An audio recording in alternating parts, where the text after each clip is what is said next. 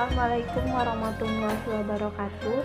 Saya perwakilan dari kelompok 3, mahasiswi Prodi Kimia, angkatan 2019, kelas A, Fakultas Sains dan Teknologi, akan menyampaikan tentang peradaban Islam di masa Spanyol atau di Andalusia dengan Ketua Yoga Pratama NIM 50, saya sendiri Setia Rara Puspita NIM 30, kemudian Kania Divara Masari NIM 8, Muhammad Amarullah NIM 16, Selva Cassandra NIM 44, dan Yunika Eka Putri NIM 36. Baiklah, saya akan menggambarkan apa itu di Andalusia secara umum.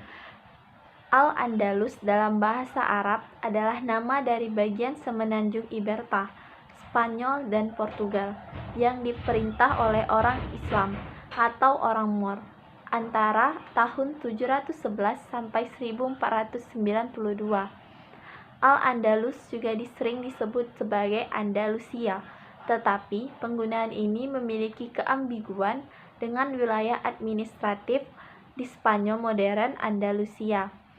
Masa kekuasaan Islam di Iberia dimulai sejak pertempuran Guadalete, ketika pasukan Umayyah, pemimpin Tariq bin Ziyad, menguasai Iberia dengan mengalahkan orang-orang Visigot.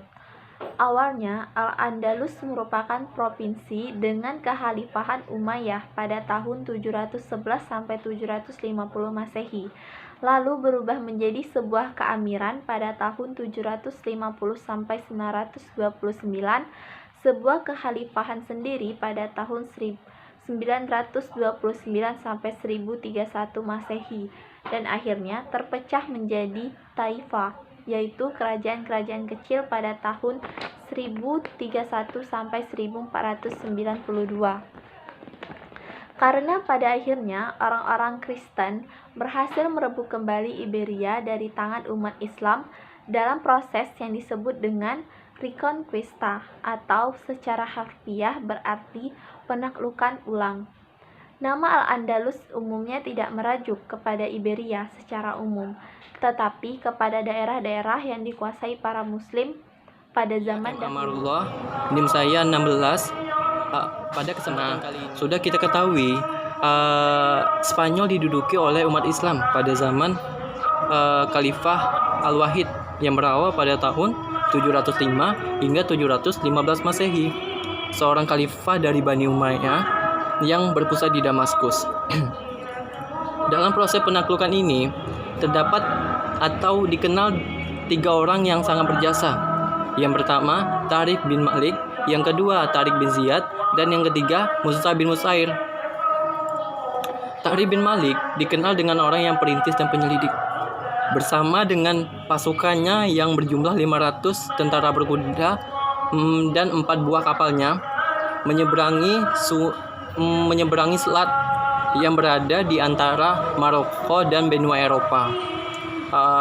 Pasukan ini mengalami kemenangan karena mendapatkan perlawanan yang tidak terlalu besar dan mendapatkan hasil rampasan yang jumlahnya sangat besar. Terdorong dari kemenangan Tariq bin Malik dan kemelut yang terjadi di kerajaan Visigotik di Spanyol, Musa bin Musair pada tahun 711 Masehi mengirimi pasukannya yang berjumlah 7.000 ke Spanyol yang dipimpin oleh Tariq bin Ziyad. Ini pada saat itu dikenal dengan orang yang pemberani dan penakluk karena memiliki pasukan yang sangat besar. Pasukan yang 7.000 ini terdiri dari suku Barbar dan sebagiannya orang Arab. Pasukan ini perjalanannya dengan menyeberangi Gibraltar yang tepatnya di gunung Gibraltar tersebut. Di dalam penyerbuan ini mengalami kemenangan yang dilihat dari penguasaan kota-kota seperti Cordova, Granada, dan terakhir ke Toledo. Selama berabad-abad, pada tahun 750 umat Islam mengalami kejayaan yang sangat pesat. Cassandra NIM 44 akan menjelaskan tentang perkembangan politik di Andalusia. Perkembangan politik di Andalusia terbagi menjadi 3 periode. Periode pertama yaitu terjadi pada tahun 711 sampai 755 Masehi. Periode ini terjadi ketika para wali mengangkat Andalusia menjadi Khalifah Bani Umayyah. Pada saat itu, kestabilan politik belum terjadi secara sempurna karena adanya gangguan-gangguan yang terjadi seperti perselisihan antar pemegang kekuasaan dan adanya perbedaan etnis dan golongan. Yang kedua, yaitu periode kedua, terjadi pada tahun 755 Masehi sampai 1013 Masehi. Pada periode ini, terbagi lagi menjadi 2 masa, yaitu masa keamiran dan masa kekhalifahan. Masa keamiran terjadi pada tahun 755 sampai 912 Masehi. Masa ini terjadi ketika Abdul Ar-Rahman Al-Dakir mengambil kekuasaan di Andalusia. Kemudian beliau memproklamirkan Bani Umayyah yang kedua. Yang kedua, masa kekhalifahan. Masa ini terjadi pada tahun 912 Masehi sampai 1013 Masehi. Masa ini berada pada puncaknya pada pemerintahan Abdul Ar-Rahman yang ketiga, yaitu orang yang pertama kali menjadi khalifah. Awal mula dari kehancuran kekhalifahan ini dikarenakan pada saat Ibnu Abi Amir digantikan oleh anak keduanya. Dan pada saat itulah kekhalifahan mengalami kehancuran total. Pada tahun 1013 Masehi, Dewan Menteri resmi menghapus kekhalifahan, yang mana pada saat itu Spanyol telah terbagi menjadi beberapa wilayah. Selanjutnya akan dijelaskan oleh Yoga Pratama. Baiklah, saya Yoga Pratama akan melanjutkan kembali pemaparan tentang perkembangan politik di masa Umayyah Andalusia. Pada kesempatan ini saya akan menjelaskan mengenai periode ketiganya. Pada periode ketiga ini dikenal sebagai periode kemunduran dari kekhalifahan Andalusia, di mana terdapat 3 masa yang menandai hal tersebut. Yang pertama, yaitu dikenal masa Muluk Al-Chawaif, sekitar tahun 1013 Masehi sampai 1086 Masehi. Pada masa ini, umat Islam Spanyol mengalami perpecahan, dengan terbentuknya beberapa kerajaan Islam kecil di kota-kota besar seperti Cordoba, Toledo maupun Sevilla yang dipimpin oleh raja-raja golongan. Pada masa ini banyak sekali pertikaian internal. Selain itu juga timbul perang saudara di antara umat Islam. Melihat kondisi kelemahan ini, kerajaan Kristen berinisiatif melakukan penyerangan kepada kaum muslimin. Walaupun kondisi secara politik tidak stabil, namun perkembangan ilmu pengetahuan cukuplah maju dengan pesatnya. Masa yang kedua ini dikenal sebagai masa dinasti Murabitun dan Muwahhidun, yang berkembang sekitar tahun 1086 Masehi hingga 1235 Masehi. Dinasti ini berkembang pada mulanya berasal dari gerakan agama suku Barbar di Afrika Utara, menyeberang ke dataran Andalusia untuk membantu pasukan muslim Andalusia yang diserang oleh kekaisaran Kristen pada masa itu. Gerakan tersebut dipimpin oleh seorang yang bernama Yusuf Ibnu Tashfin. Pasukan muslim berhasil memukul mundur pasukan Kristen di kala itu, dan mulailah terbentuk dinasti Murabitun. Namun, setelah mengalami kemunduran, timbul dinasti baru sebagai penerus dinasti Murabitun, yaitu dikenal dengan dinasti Muwahhidun. Pada masa ini, banyak terjadi beberapa pertikaian kekuasaan yang menyebabkan melemahnya keislaman di sana.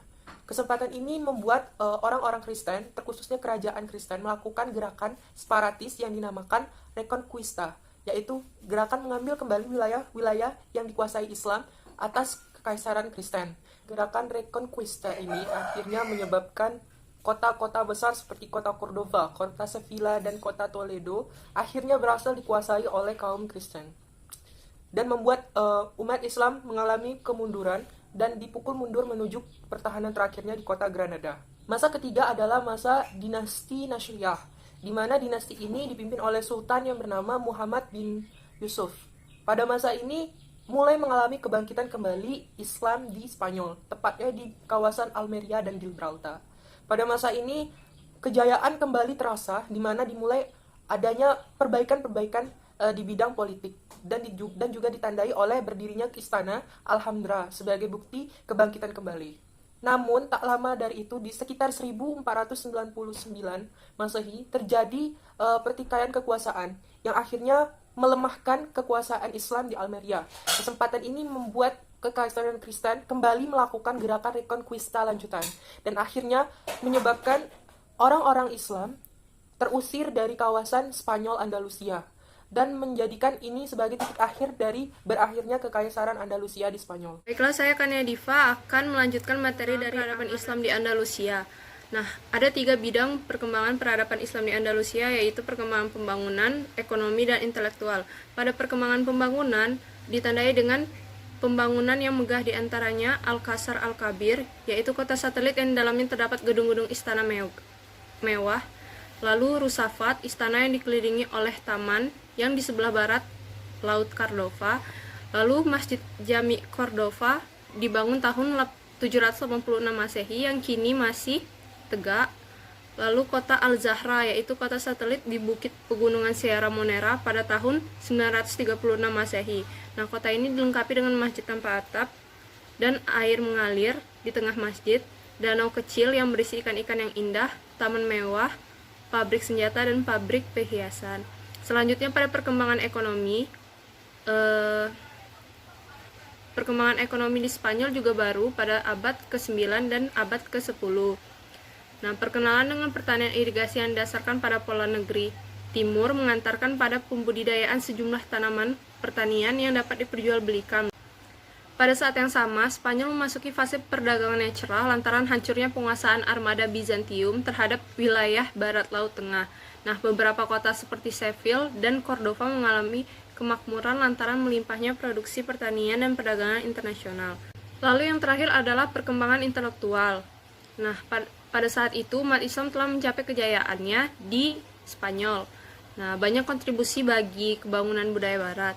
Kebangkitan intelektual dan kebangunan kultural barat terjadi setelah sarjana-sarjana Eropa mempelajari, mendalami, dan menimba begitu banyak ilmu-ilmu Islam dengan cara menerjemahkan buku-buku ilmu pengetahuan Islam ke dalam bahasa Eropa.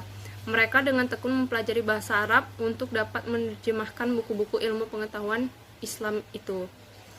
Nah, lalu masyarakat Spanyol, Islam merupakan masyarakat majemuk yang terdiri dari komunitas-komunitas Arab, khususnya utara dan selatan, Al-Muwaladun, yaitu orang-orang Spanyol yang masuk Islam, Barbar, Al-Shakabilah, Yahudi, Kristen Mujareb yang berbudaya Arab, dan Kristen yang masih menentang kehadiran Islam. Nah, mereka mengembangkan intelektual di masing-masing bidang, yaitu astronomi, matematika, filsafat, kedokteran, dan sastra. Seperti selanjutnya akan dilanjutkan oleh Yunika. Penyebab kemunduran dan runtuhnya Islam di Andalusia. Yang pertama, yaitu konflik Islam dengan Kristen. Para penguasa Islam tidak menjalankan lagi kebijakan Islamisasi lagi dan membuat melemahnya kekuasaan Islam di Spanyol, dan akhirnya satu persatu kota yang dikuasai Islam jatuh ke tangan orang-orang Kristen. Kedua, tidak adanya ideologi pemersatu. Di Spanyol, orang-orang Arab tidak mau menerima orang-orang pribumi yang Moslem. Yang ketiga, kesulitan ekonomi. Para penguasa membangun kota dan mengembangkan ilmu pengetahuan dan lalai dalam membina perekonomian. Keempat adalah sistem peralihan kekuasaan yang tidak jelas. Karena perebutan kekuasaan di antara ahli waris membuat kekuasaan Bani Umayyah runtuh dan kekuasaan jatuh ke tangan Ferdinand. Dan yang kelima yaitu keterpencilan. Islam Spanyol terpencil dari dunia Islam lainnya, sehingga selalu berjuang sendiri. Dengan demikian tidak ada yang mampu membendung kebangkitan Kristen di